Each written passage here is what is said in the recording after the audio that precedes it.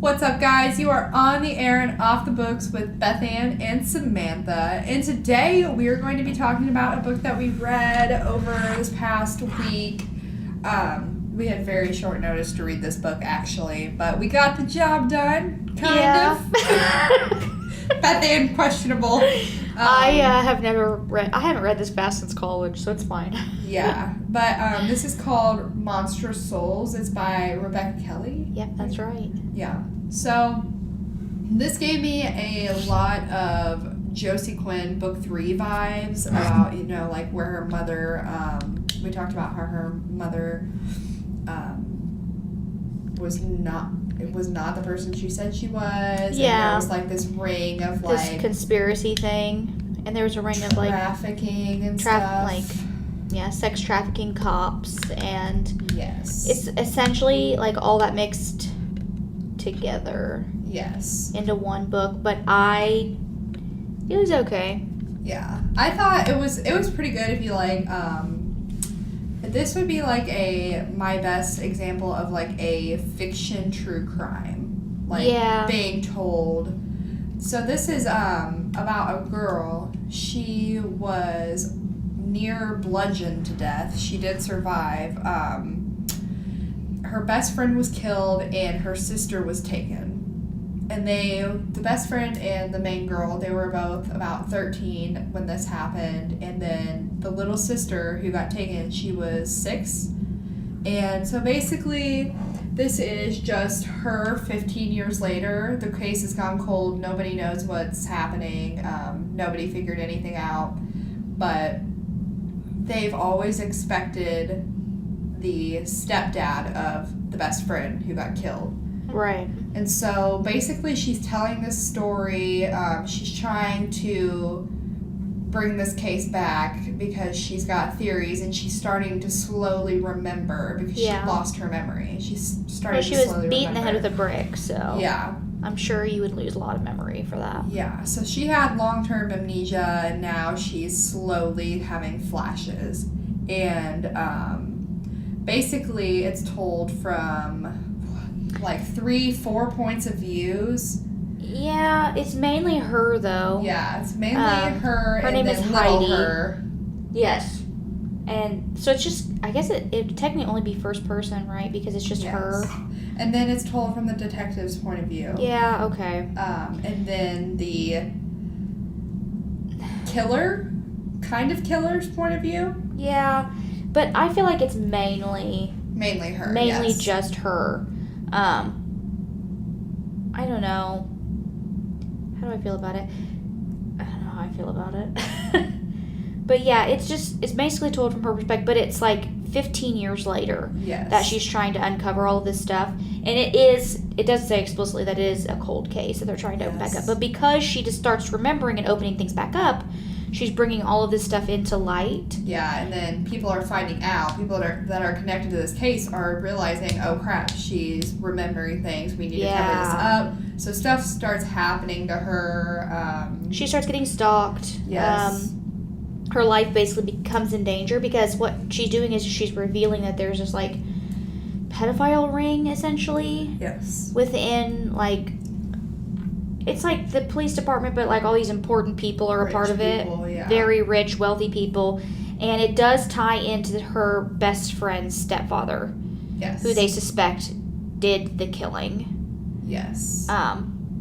Which from the very beginning, you kind of already know that he has something to do with it. I think that's the one thing. This book is very much predictable. Yes, it wasn't hard to deduce what was going on, even for me, and I'm very easily surprised. There was definitely like a surprise, like people that you didn't think like would be involved at the end, but you always knew like what the plot was, what's going on. There was not really any super twists except for like maybe mentioning who was involved at the end. Yeah, I was about to say even that wasn't very twisty for me. Yeah. Because you're just kind of like, oh, okay. It's not like, what? Yeah. It's more like, I see, I gotcha. And then there's so many like things that are brought up in the end that they don't explain it at all. Yeah. Like the tape. Like I'm still mad about that. Yeah. Like, he lays this tape down because Charlie's, like, in the middle of trying to kill Heidi, like, cut her up, and spoilers. Spoilers. In the middle of trying to, like, cut her up, torture her, do all these ungodly things to her, and Scott runs in and is just like, I've got the tape.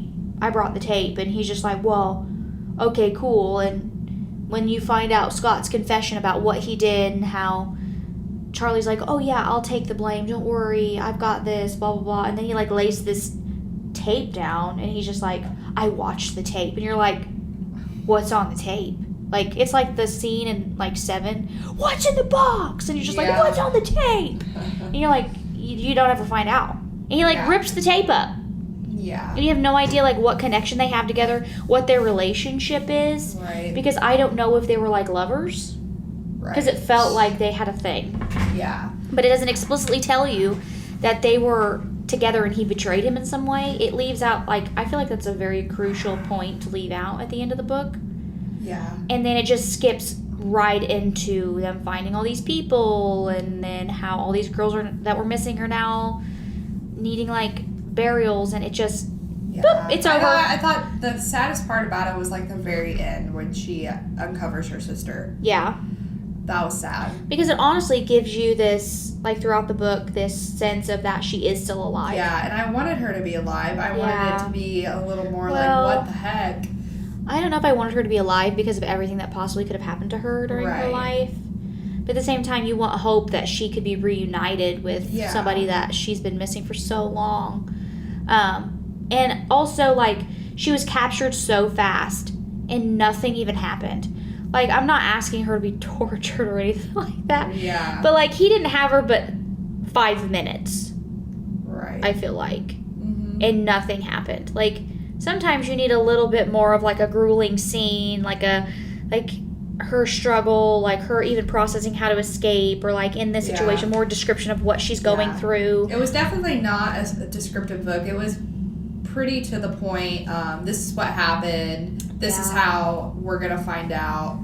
And it was a very abrupt resolution. Ending. Yeah, it was a very abrupt resolution. And I would give it like a 6 out of 10. Like, it was a good book. It was generally like a good book to read. Like, I wouldn't fall asleep during it or anything like that. But it just needed more detail, I think.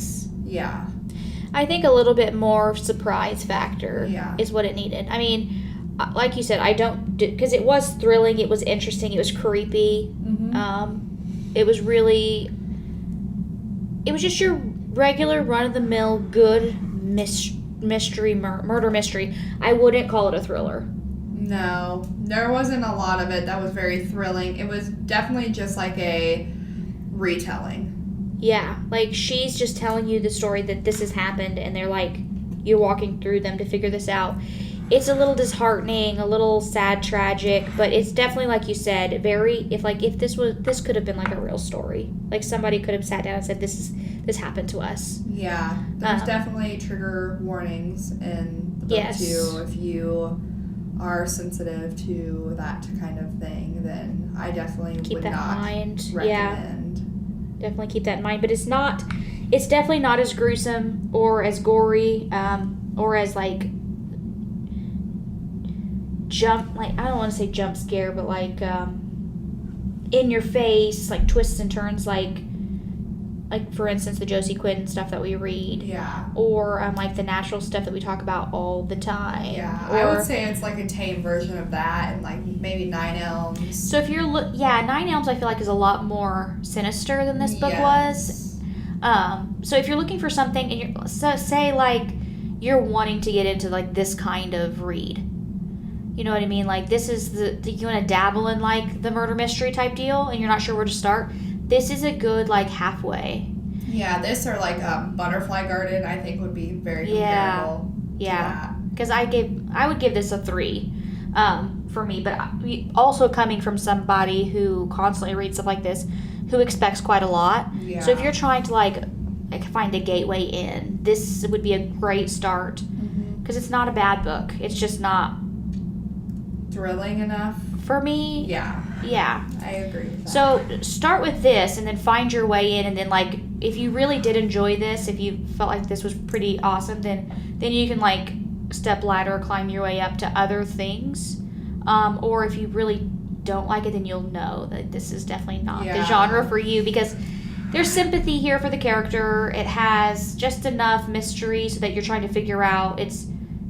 This is definitely like the lead in. So this is our suggestion to you if you want to start reading this type of fiction. Yeah, and I think next week we're going to be reading, Beth Ann's already read it. We're going to be reading The Murders I of actually Molly already read this one. Southboard.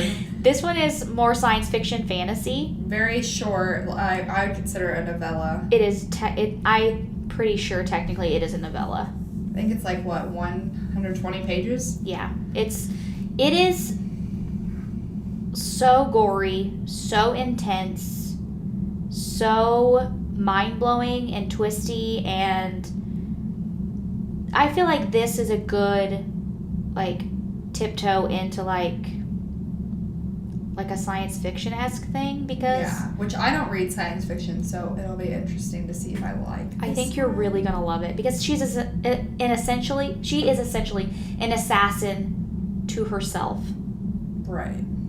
So I don't know where I stumbled upon this, but it is fantastic, and I read this in like a day, which you'll read in an hour. And 30 minutes tops. I am extremely slow reader, but I'm hoping to pick up the second one, because there's only 2 in the whole series. It's just a duology. I did see the second one when I purchased the first one.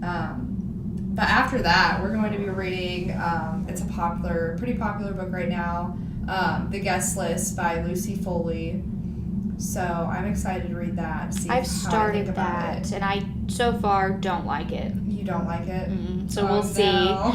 We will see. I'm hoping that we can still review it. I've heard really good things about it. I think Tanya liked it. A lot of people have really loved it. This lady that I've been very impressed. makes my coffee, she really liked it. She wrote it on the coffee cup. She was like, "Read this." Oh, man, I'm hoping I'm also listening to it because it helps me catch up. But it might just be the fact that I'm on the side reading historical fiction, and I'm just obsessed right now. Yeah. And it's just not doing it for me. So maybe that has another thing to do with it. Yeah, I can't. I don't know. think I can read 2 genres at the same time, because then I get mixed feelings. I feel like, because it just taints the way that because I just really want to read I'm like halfway through Fountains of Silence by Rita Sepetys, and it is literally everything in my whole soul, and it's going to be like 5 out of 5, 10 out of 10 already. I don't even have to finish it to know that I'm going to desperately love it and sob over it, and things are happening, and I'm just like sitting in tears constantly. You're gonna cry forever. I think that's why I'm not like into it, but also there's like 80 different. I'm like a third of the way into the guest list, and I haven't repeated a character for a chapter yet. There's that many separate characters and voices in the book. Each chapter is a different person, and I can't handle it. It gives me there was this show. It was a while ago. It was what was it called? I don't know. It was about this these people that had their wedding on this island, and a long time ago, a guy went on a murder spree. That's a book, isn't it? I think that's a book too. I don't know. What's it called? It's not the guest list. It's the Is it 10? No, but that book might be like that. I know there's like a lot of books based on that kind of. No, I think that's by Nick Cutter. See, I thought the guest list was about that. The guest list is about that. Okay. But there's another book that's also like that. I thought it was 10, but it might not be. I know. Oh, it's called Harper's Island. Oh, no, that's not. I wonder what 10 is about then by Nick Cutter. Nick Cutter also wrote one that I just finished.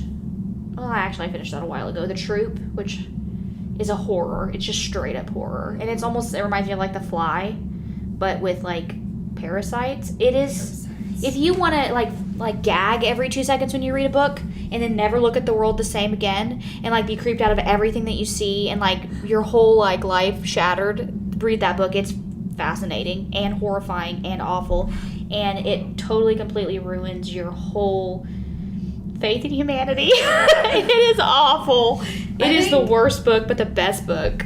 I think 10 is about people who they might like get kidnapped and they like wake up on an island, or they get stranded. It might be. I don't know. There's quite a few like island-esque books coming. I think we are reading 10 in October. Are we? I think so. We probably are. So. And there's so many other books that I need to add to the list that I sent you yesterday that we might mix up on you guys. So. Yes. So if you want to hear us talk about Murders of Molly Southbourne or The Guest List, definitely join us for our next 2 episodes. We got 3 books back to back. Yes, so actually, which is good for us.